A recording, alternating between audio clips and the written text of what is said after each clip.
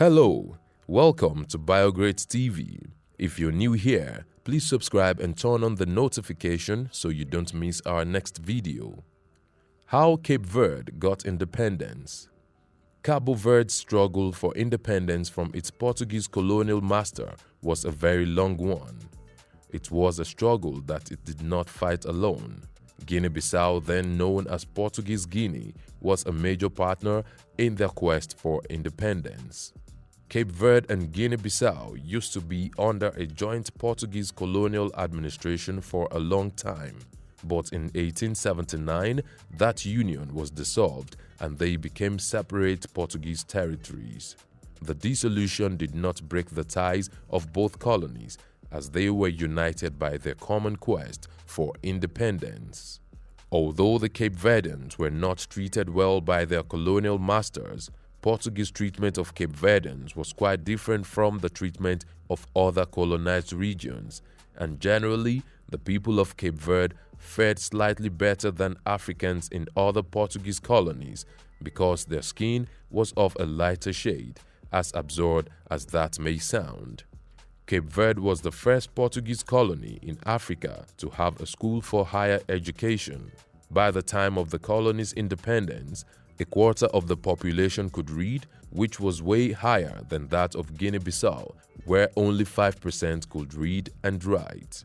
However, this largesse ultimately worked against the Portuguese, as the eyes of literate Cape Verdeans opened to the pressures for independence building on the mainland, whereas the islands continued suffering from regular drought and famine, at times from epidemic diseases and volcanic eruptions, and the Portuguese government made no attempt to address those challenges.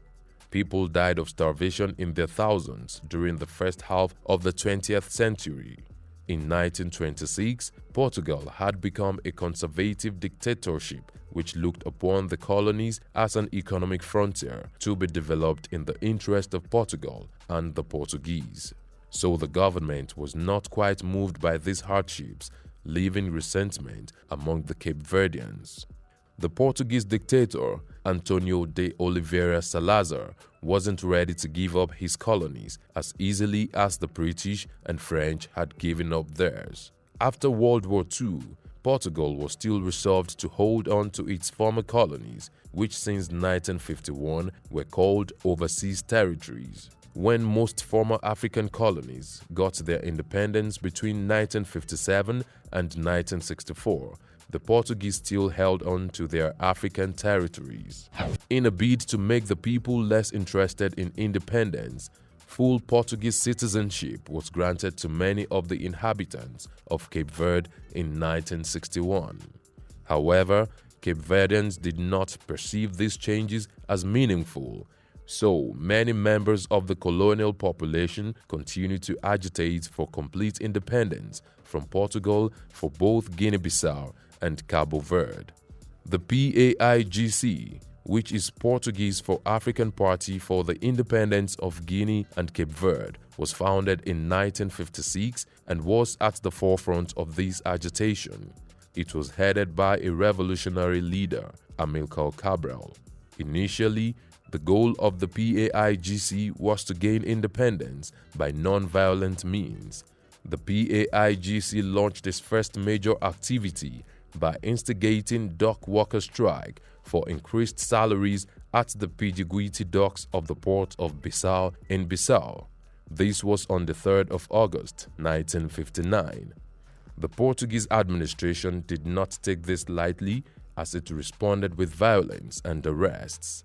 Over 50 people were killed by the political police, that is the PIDE, as they opened fire on the striking workers.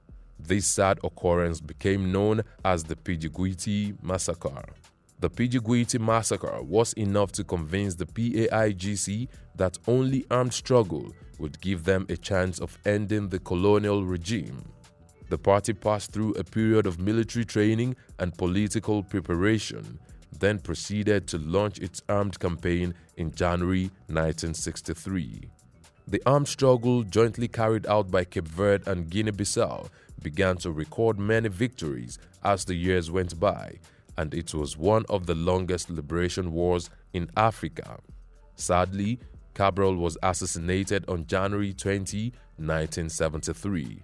Later that year, on the 24th of September, Guinea-Bissau declared independence. This event, in addition to other prolonged wars in Portuguese colonies, led to a crisis in Portugal that resulted in a successful coup there on April 25, 1974. The new government in Portugal soon began negotiating with African nationalists.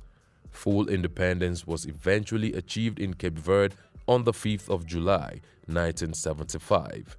Aristide Pereira, who was the Secretary General of PAIGC, and Pedro Pires, a military commander, became the first president and prime minister respectively. The independence of Cape Verde ultimately resulted from negotiation with Portugal and not necessarily armed conflict on the island. However, it must be noted that the catalyst for the independence of Cape Verde was the PAIGC branch in Guinea-Bissau, which launched a successful war against the Portuguese in Guinea-Bissau and eventually compelled Portugal to accept independence for Cape Verde. What have we missed out of this history? Let's know in the comment section. Will it be ridiculous to subscribe to our channel? If no, please like this video, share, and subscribe to our channel.